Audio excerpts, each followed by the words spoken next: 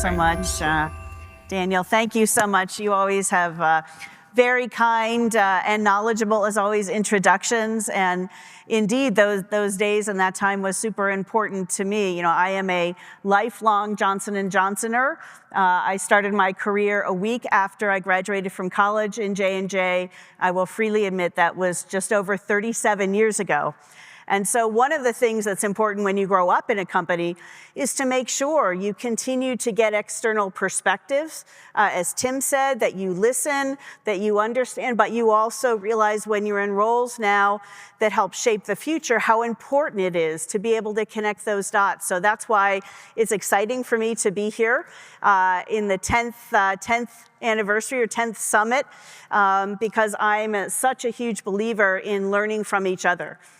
Each of our industries at times, CPG or healthcare, we can become kind of insulated. We sort of look and compare ourselves with other people in the same industry.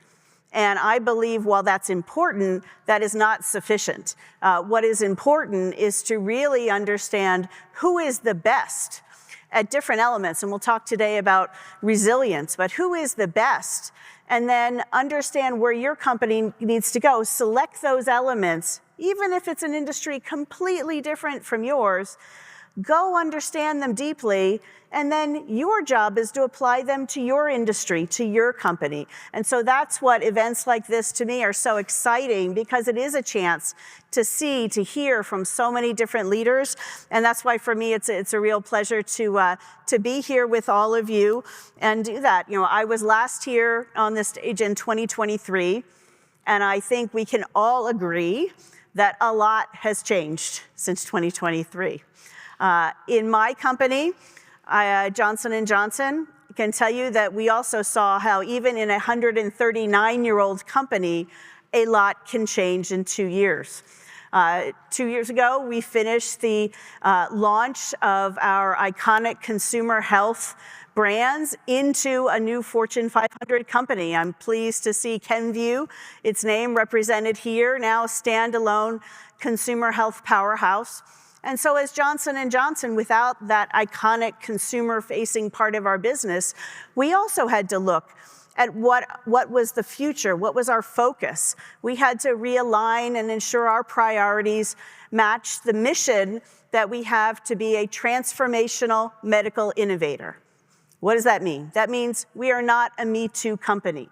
We are there to continually improve the standard of care. We are there to go after disease areas that are hard, to move to cures wherever possible. And we believe that the intersection of science and technology today allow us to go for cures, to aspire for cures in areas of cancer, in areas of immunology, in areas of neuroscience, to go for things that even a decade ago our industry couldn't aspire to do surgeries in different ways.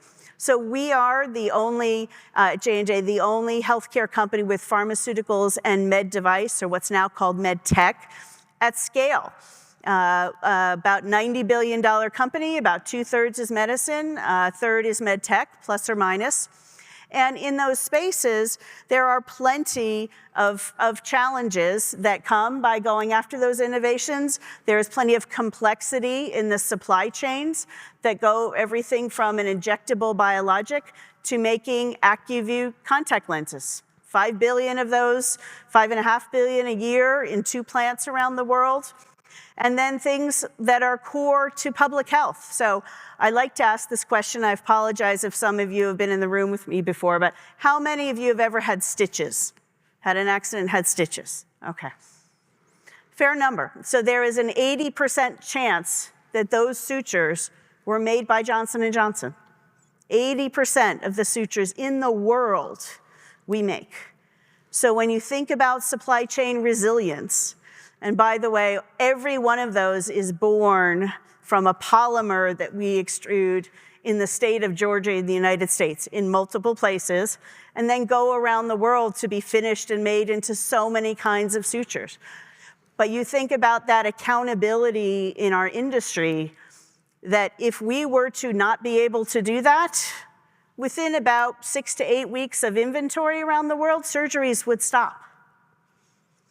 So how we all think of resilience, how we think of risk management is something that we've continued to evolve, especially now as we look at the future for our company. And as Daniel mentioned, guided by our credo values and the importance of those in really how we work as a company. Now, also in these last 2 years, some other things have happened in the external environment as well. You know, in 2024, one of the wonderful things I think that happened was there were more free democratic elections around the world than in history in 1 year. Nearly half the planet voted or had the opportunity to vote in free democratic elections. But something else also extraordinary happened in 2024.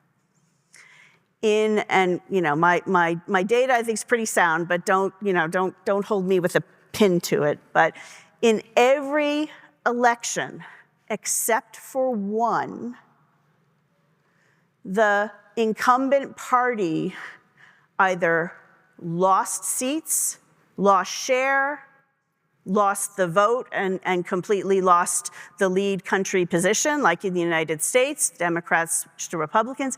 But think about that, every country. I'll quote Fareed Zakaria, who said, you know, we may have thought of the COVID elections being the one in 2020 and 21 when we were all deep in lockdown and still voting and having those elections. But he said, no, 2024 was the real COVID reckoning. That was people standing up and saying, I'm not so happy with what happened in this period of time. I think I might be happier if something changes. And there are, of course, a million and a billion different varieties of that. And not everyone stood up and voted that way. But the reality that every election, except for Ireland, and they were close, I would put on the table, maybe because they have a great, you know, manufacturing supply chain culture, and they realized also that continuity is important. But everyone except Ireland flipped in some way. You know, you may have the same leader like Modi in India, but he lost seats. US, as we've talked about. And so what has come from that is a very disrupted ecosystem that all of us work in. No matter what country you are in, no matter what industry you're in, but as supply chain leaders, we are now in an ecosystem where those election results matter.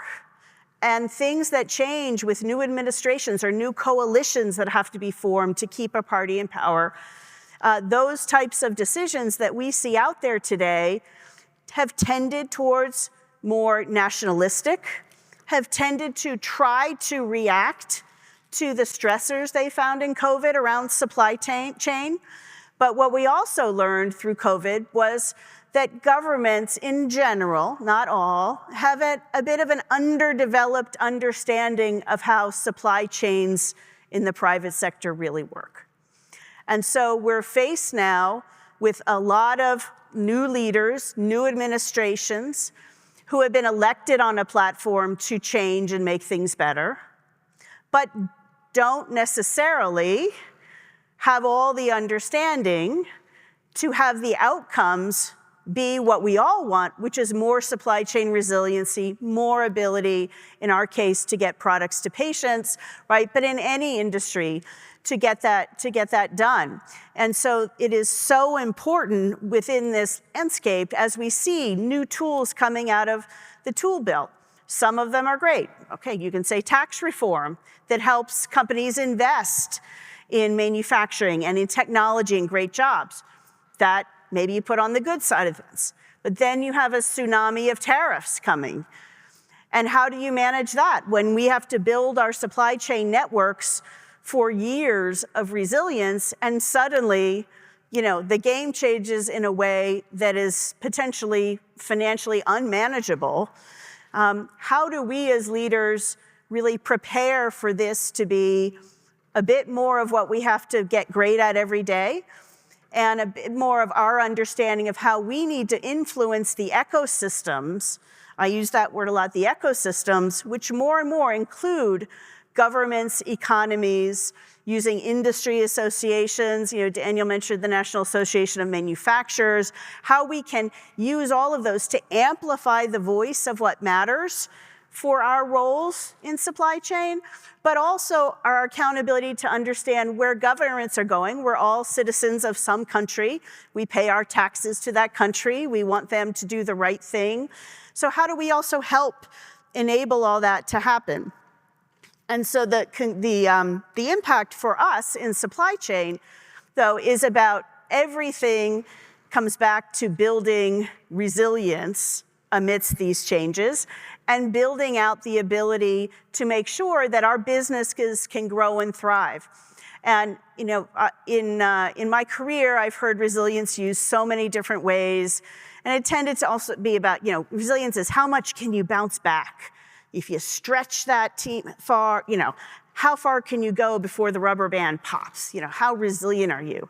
And I actually don't believe that's the definition of the 21st century at all. I believe the definition of resilience is having choices when you need them. It's building in the ability that if something changes for an amazing business opportunity, or if something is changing because of a government action that's coming at you and puts a big part of your business at risk, that you have built in choices that allow you to react, that allow you to actually act. And, choices look different in each industry. In healthcare, we meet people at the most vulnerable times of their lives with the types of products we have. You're on the operating table. You've been diagnosed with cancer. And our products, we do not have the ability to say, sorry, we'll get you that cancer medicine, in a couple months. No, we have to be there when it's needed. And so the types of choices and investments we will make in building choices and resilience may look very different than another industry, and that's terrific. That's why we are all paid to do our jobs in different ways for different industries. And choices can be very empowering. You can see a road that you hadn't thought about. It can open up options for you. But sometimes choices can also be really overwhelming. If you're suddenly at a fork in the road and you didn't know it was coming, and you have no idea what's down that road, that can also be scary. So the importance of knowing your supply chain and building in choices ahead of time so that when the pressure hits, or hopefully it's a big opportunity, but if it's a challenge, that you can actually know how to act on those choices in the ecosystem that you are in. Because again, those choices look different. And there's a famous phrase that said, if you don't know where you're going, any road will get you there. Right? So it is so important to know your company's strategy. Many of you as senior leaders are helping shape your company's strategy. But within that, then what kind of resilience, where do you need to build in those choices? And for us, as supply chain leaders, those elements of risk management, those elements of understanding and orchestrating your entire ecosystem are more important than ever. It's not only your ecosystem of your suppliers, your customers, and maybe knowing a bit about what your competitors are doing. It is literally understanding how other events can fundamentally challenge assumptions that you've had for a long time. And so to me, when we talk about future-proofing or building, one of the phrases out there is anti-fragile supply chains. It's how do we use both technology, but also our smarts as leaders to build supply chains that are learning, that are resilient in the case of challenge. And the traffic circle is maybe not a perfect analogy, but if you think the traffic learns. It may be terrifying the first time you jump on a traffic circle, or if you're American and you do that in UK and you're on the wrong side of the road or the right side of the road, or in the first place, it's even more scary. But that system learns. People know how to go from here to there and go around and in and out. Your choices, if you have to loop around an extra time, just to be extra sure, you can do that. So again, it's an imperfect analogy, but building systems that learn from the environment, that are laying out your choices and helping guide you, there is super, super important for us to do. So it is not anymore that choices tend to be those forks in the road. They tend to be a very dynamic set of circumstances that at the moment you sit down to analyze it and you put your head up, one of those variables has already changed. So what are some learnings? How do we think about this? And again, I'm talking at a big scale. You know, there are things, of course, in terms of where you have sole suppliers. How do you understand the risk of that? If your customer flows in only one way, how do you understand the risk of that? But in the big picture, how do we take learnings, and how, to my earlier point, are we helping governments work with us, as well as across industries? And so one of the things that Johnson & Johnson has done in the last couple of years was to co-sponsor with UPS with APEC. So APEC, or the Asia Pacific Economic Cooperation. APEC is the meeting that's coming up. It happens every year in a different country. It's going to be in South Korea this year. You may hear that's where President Trump and President Xi may meet. It's where President Biden and President Xi met 2 years ago, and I had the pleasure to present this study at that point in time. And so we sponsored with UPS a study across all the Asia Pacific economic cooperative countries. So that includes US and Canada. So think if you face the Pacific Ocean, essentially, as well as Asian, to take the supply chain learnings that came from COVID and to actually come out, and while I have an old-fashioned hard copy, there is a QR code here, and we'll have that available, and you can take a look at this. But we came back with some conclusions and recommendations. We went out to do this. We didn't know what kind of response there would be. We did this with support of APEC. But in that, there were over 4,500 different economies or responses. 1,300 individual companies replied, and we had a massive amount of data. And the goal there was to really both gauge the resilience and then understand what can be done better, not necessarily for another pandemic, but how can we really work in a better way across economies. They like that phrase at APEC versus governments. So in that, we came with a set of simple recommendations, and to you as supply chain leaders, some might feel simplistic because you have to apply them on your own, but something like this at the level of the engagement of the economies of so many countries is really groundbreaking. There had not been something done like this. And so there came with 5 recommendations for the governments, for the economies, 4 recommendations for businesses. And so you can read them. They're very simple to read. This is not highly dense, but key lessons. And I'll just talk about a couple of those here today because it really goes to how we build those resilient systems. So one is the importance of measuring supply chain resilience and knowing where your gaps are. Again, it can sound really simplistic, but it's not necessarily simple. So do you know how you are measuring the resilience across your value chains? Not only internally to you, but your suppliers. We all know how hard it is to go from a great tier 1 knowledge to tier 4, tier 5, tier X, back to nature in some cases, to really know that resilience. We've all had experiences where you think you have 2 different tier 1 suppliers and found out they all come together at the same bottleneck at tier 2 or tier 3. How do you understand your customers' resilience and what is important to them and how your products are part of that flow? And then when you have gaps, how are you building that into the business cycle to talk about what are the options you want to build? How do you build additional choice, additional flexibility? Usually in our jobs, you're asked to build that additional resilience and have it also cost less. But that's some of the fun of the jobs that we have, right, is being able to do both. But that ability to measure it and be really conscious and really clear.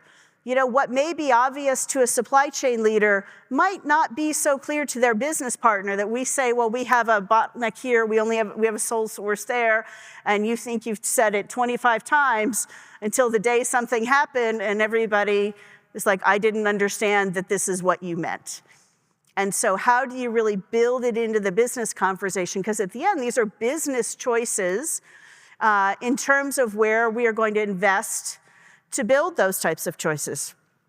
The second conclusion was really around the diversification of businesses or government flows or customers and suppliers, and that the companies that were most robust had a diversity of choices at their disposal. Maybe they had a diversity of products that allowed them to turn on or turn off some of those to focus in that crisis on what was most important. They had a diversity of suppliers that allowed them to, again, move into different choices. So again, diversity across that ecosystem. Another one was around transportation, and logistics, and clearly in COVID that was an important area, but a diversity of choices on how you get your product either into you, your materials, or out from you to your customers. With the governments, one of the key areas was that there were different actions taken by neighboring countries, whether it was lockdowns, whether it was, I'm sorry to bring these memories back to everyone, requirements on whether a truck driver could cross the border. Our transportation team, that leadership is here. I mean, we had trucks, literally, we had someone going to the border of a country with a truck and a driver, getting out of the truck, having a new driver that they allowed right at that line to get in and continue to drive because the countries couldn't figure out how to align. And so that understanding that as much as you may want in every country to have every plant right in front of you to make everything you need, it's not possible. And that fallacy that if I want a slide advancer and if the plant for that is right in front of me, I'm good. No, because the components and everything that go into that are unlikely to all come from that same locale. So that ability to work across borders is incredibly important in any scenario, even in more nationalistic scenarios. And then the last one is about the criticality of having visibility through data and digital capabilities. And 2 years ago already as a lifetime, we were not talking about agentic AI in that scenario 2 years ago. We were talking about government's inability to pass data or allow to share a driver's license necessarily across, and that someone had been tested COVID-free in country A and they could still pass to country B. Customs and border control, you think what's coming at us all with tariffs now, the criticality of that and those processes in our company, which are often, usually run by supply chains, and the criticality of product coding and the understanding of those flows. But the reality that our supply chains, the more choices you have and the more digital that we have embedded that can self-learn, that can be correcting and can actually guide those choices. If you are at that fork of the road, if you don't have a fork in the road, if you just have one choice, Gen AI is not going to help you out, right? Technology will help us when we have many choices and we're trying to find the best path. So it again comes down to building fundamentally the choices you need and then building those capabilities. A big part of that is investment in talent and the accountability of all of us to be lifelong learners, as Daniel mentioned. In our company, we have not only a very significant investment in digital learning and training for every one of our employees, up through our CEO, who is just as clear his job changes with digital as it does for everyone in our company. We actually have a day dedicated to learning, Global Learning Day. We just had it a week or two ago. Every year, where everyone in our plants obviously keep going, but everyone over the period of a month, if you're in a plant, has the chance for this, has a full day. And we have curriculum that's guided by our senior leadership, the executive committee I'm part of, learning that is self-guided in what you do, and really, to make the point of how critical it is that we're all learning, but also that companies are investing in that learning journey. We have several very large Gen AI applications at scale. We have many things that I know you're talking about across this entire event, but the key to making sure that you have choices is then that ability to use those choices in a rapid way, and that's where technology comes in. Sometimes your competitive advantage can be getting to that critical material that's going into crisis, sometimes 10 minutes before someone else gets there. So that insight, that ability to have visibility, for governments to have more visibility and transparency, so we're all making the best decisions, is really, really key. So with that, I just wrap up. I mean, we are all, my message is we are in this together. We are all part of ecosystem and ecosystems. And I believe it is increasing responsibility of supply chain leaders as you move through your career to be orchestrators there, to be there to know what's important to your business, to your customers, and to make sure we're setting up both the processes, but the learning from each other to make us all more and more resilient. So with that, I want to thank you, and I think Daniel will open it up for some questions. Is that right? Yes. Thank you.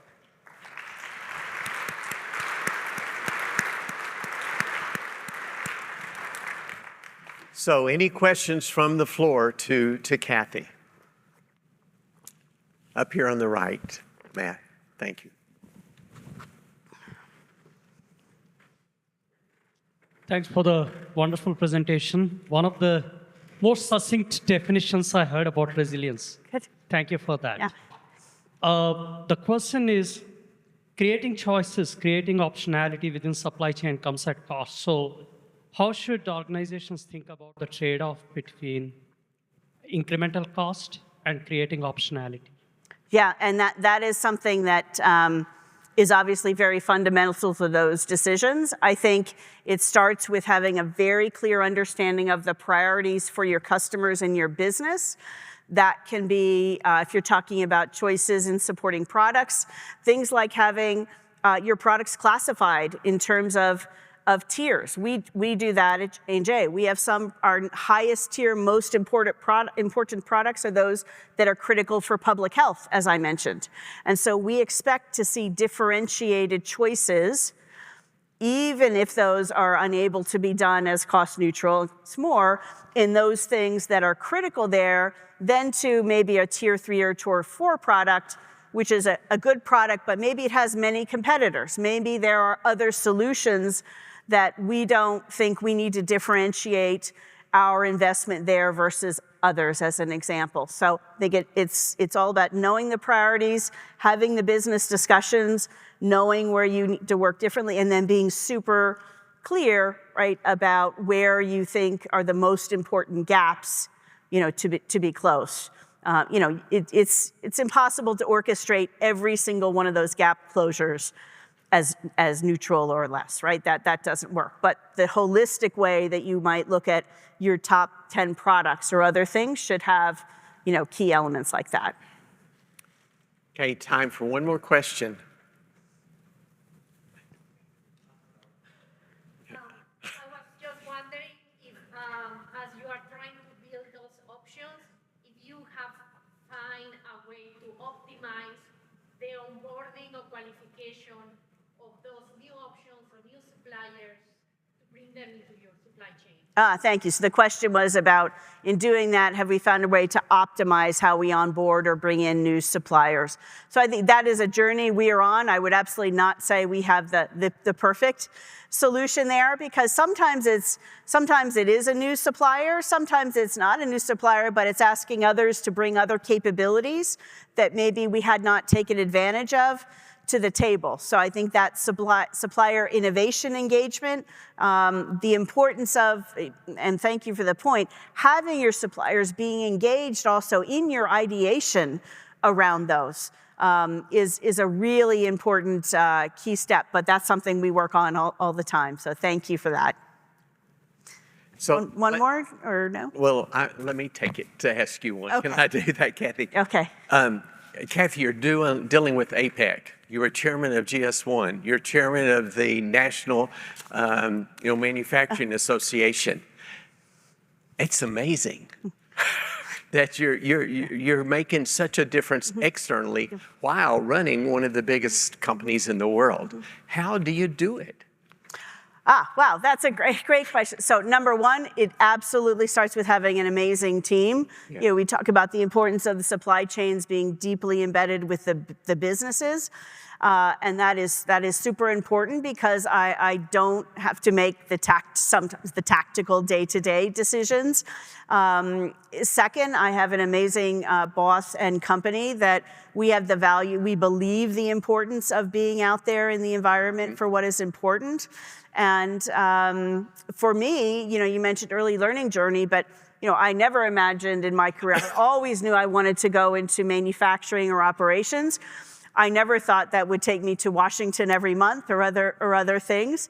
So it's also it's very empowering to know that you're out there advocating for something that matters, in our case for patients, really matters, and that we can have a real positive spotlight on our amazing industry and supply chain and work for things that matter. We do not always, get what we ask for. We do not always bring that light bulb moment, but, and I'm willing to go that extra mile too, as so many people are, right? I know in this audience and other places to make that happen. So as I know you are, particularly, Daniel. So thank you again for the invitation.